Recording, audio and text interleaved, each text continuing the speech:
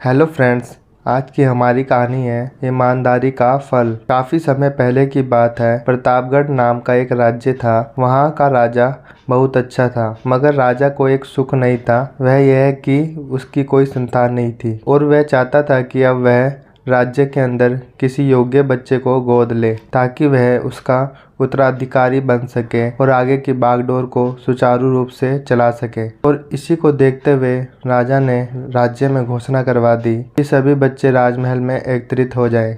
ऐसा ही हुआ। राजा के सभी बच्चों को पौधे लगाने के लिए भिन्न भिन्न प्रकार के बीज दिए और कहा कि अब हम 6 महीने बाद मिलेंगे और देखेंगे कि किसका पौधा सबसे अच्छा होगा। महीना बीत जाने के बाद भी एक बच्चा ऐसा था जिसके गमले में बीज अभी तक नहीं फूटा था, लेकिन वह रोज उसकी देखभाल करता था और रोज पौधे को पानी देता था। देखते ही देखते 3 महीने बीत गए। बच्चा परेशान हो गया। तभी उसकी माँ ने कहा कि बेटा, धैर्य रखो, कुछ बीजों को फलने में ज्यादा वक्त लगता है। और वह पौधे को सींचता रहा। 6 महीने हो गए। राजा के पास जाने का समय आ चुका था, लेकिन वह डरा हुआ था कि सभी बच्चों के गमलों में तो पौधे होंगे और उसका गमला खाली होगा। लेकिन वह बच्चा ईमानदार था और सारे बच्चे राजमहल में आ चुके थे। कुछ बच्चे जोश से भरे हुए थे, क्योंकि उनके अंदर राज्य का उत्तराधिकारी बनने की प्रबल लालसा थी। अब राजा ने आदेश दिया, सभी बच्चे अपने अपने गमले दिखाने लगे, मगर एक बच्चा सहमा हुआ था क्योंकि उसका गमला खाली था। तभी राजा की नजर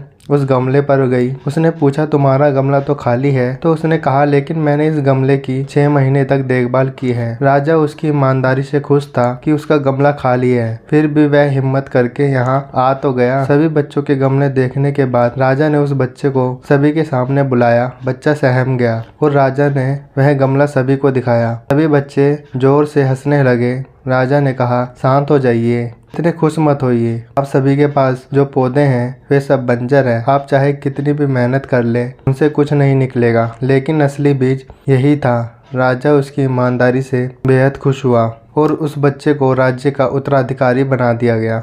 लेकिन हमें इस कहानी से क्या सीख मिलती है? क्या सीखने को मिला?